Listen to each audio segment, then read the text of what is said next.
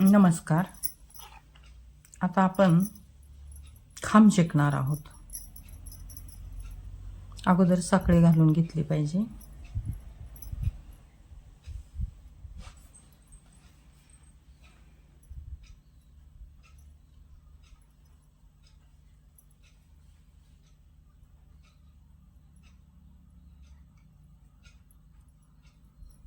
साखळी आणि खांब ही विणकामात फार महत्त्वाचं आहे.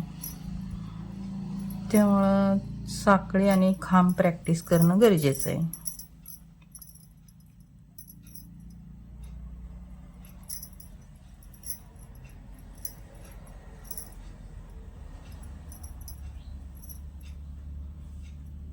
आता आपल्याला काय करायचं आहे, सुईतून तिळा घ्यायचा, ह्या साखळीत शिरायचं आहे, परत तिळा घ्यायचा आहे. आता किती झाले? 3 झाले. त्यातून 2 काढायचे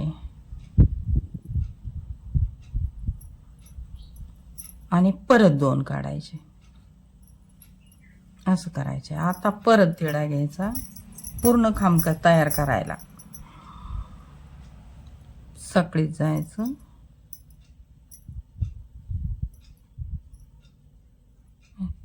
हे 2 काढून घ्यायचे, हे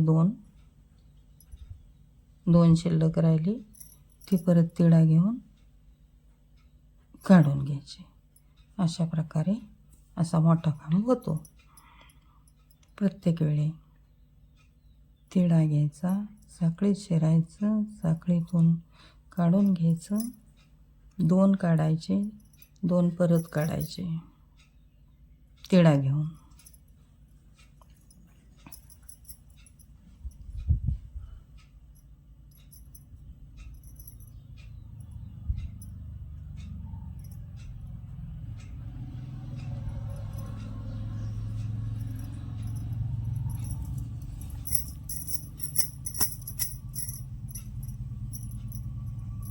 तिळा घ्यायचा,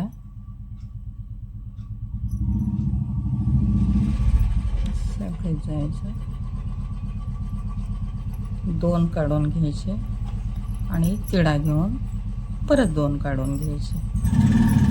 मोठा खांब तयार होतो.